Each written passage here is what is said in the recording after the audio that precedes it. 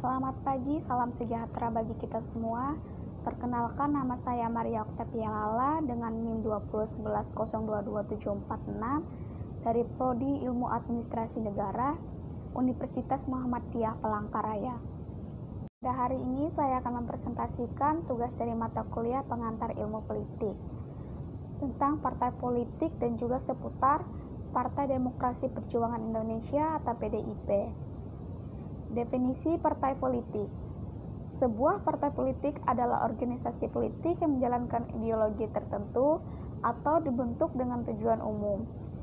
Definisi lainnya adalah kelompok yang terorganisir yang anggota-anggotanya mempunyai orientasi, nilai-nilai, dan cita-cita yang sama. Bisa juga didefinisikan perkumpulan atau segolongan orang-orang yang seasal, sehaluan, setujuan di bidang politik, baik yang berdasarkan partai kader atau struktur yang dimonopoli oleh sekelompok anggota partai yang terkemukakan. Atau bisa juga berdasarkan partai massa, yaitu partai politik yang mengutamakan jumlah anggotanya. Tujuan kelompok ini adalah untuk memperoleh kekuasaan politik dan merebut kedudukan politik atau biasanya dengan cara konstitusional untuk melaksanakan kebijakan-kebijakan mereka. Pengertian ini tercantum dalam pasal 1 ayat 1 UUD nomor 2 tahun 2008 tentang partai politik.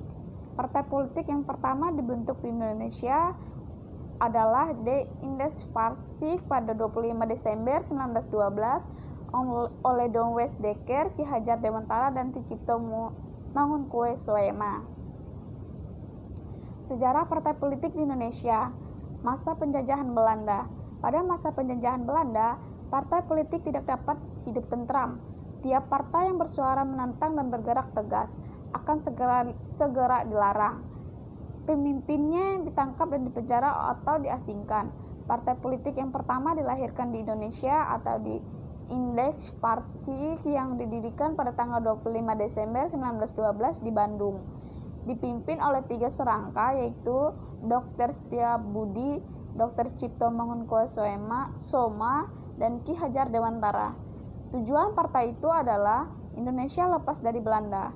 Partai itu hanya berusia 8 bulan karena ketiga pemimpin masing-masing dibuang ke Kupang, Banda, dan Bangka.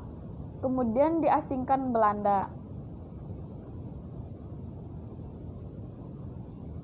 Sejarah PDI Perjuangan. Akar ideologis PDI memang mempunyai pertalian dengan Partai Nasional Indonesia yang didirikan oleh Soekarno pada 1927.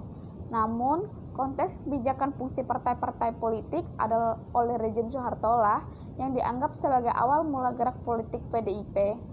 Pada tahun 1970, rezim Orde Baru memang memaksa VNI yang nasionalis, Partai Ikatan Pendukung Kemerdekaan Indonesia militeristik, Parkindo, dan Partai Katolik yang agamis, serta Partai Murba yang sosialis untuk menggabungkan diri menjadi kelompok demokrasi pembangunan.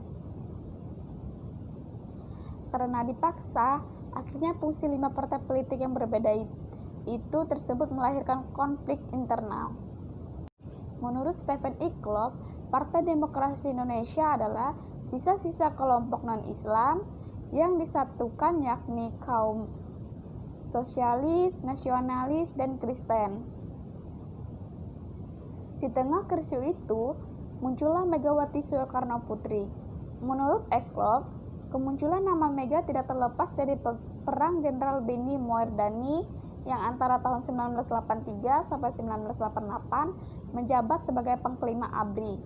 Kala itu, Benny terlihat dalam perimbangan kekuasaan dengan Soeharto dan muncul sebagai oposisi sesungguhnya yang kerap mengkritik praktik KKN daerah itu. Soeharto melihat hal tersebut sebagai ancaman sehingga melakukan de-Bennyisation atau membersihkan pengaruh Benny di militer. Saat itulah Benny milik keluarga Soekarno karena menurut Benny keluarga Soekarno masih mempunyai pengaruh kuat dan Benny merasa berhutang budi pada keluarga Soekarno. Menurut Megawati, Benny berhasil membujuk Mega untuk bergabung dengan PDI. Mega yang awalnya tidak pandai berbicara di depan publik, nyatanya kemudian muncul sebagai tokoh yang kuat di internal partai. Puncaknya, pada 1993 suara PDI terpecah. Mulanya Kongres di Medan menunjukkan Suryadi sebagai ketua umum. Namun Kongres luar biasa di Surabaya memutuskan Megawati sebagai ketua umum PDI. Inilah awal kekuasaan Megawati atas partai tersebut. Berbagai analisis menyebut Soeharto tidak senang dengan terpilihnya Mega karena akan meradikalisasikan suara masyarakat yang mulai jenuh dengan Orde Baru. Memanasnya dualisme kepimpinan PDI itu berujung pada tragedi pada 27 Juli 1996. Kala itu, massa Suryadi menyerbu markas PDI yang dikuasai pendukung Mega. Kerusuhan itu mempunyai muatan politik yang tinggi karena dianggap ditunggangi oleh penguasa. Sementara tokoh-tokoh muda seperti Budiman Sujatmiko justru dituduh sebagai jalan kerusuhan. Mega kemudian terpisah dari PDI. Pada Kongres Bali 1998 disepakati untuk menambah kata perjuangan di belakang nama PDI kubu Mega. Kekuatan politik PDIP dan Mega secara khusus terbukti pada pemilu 1999 di mana partai menjadi pemenang dengan 33% suara. Namun, Mega hanya terpilih menjadi wakil presiden dan posisi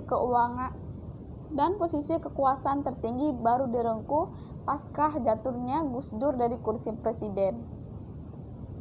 Namun, selama berjalannya era reformasi, suara PDIP terus menurun.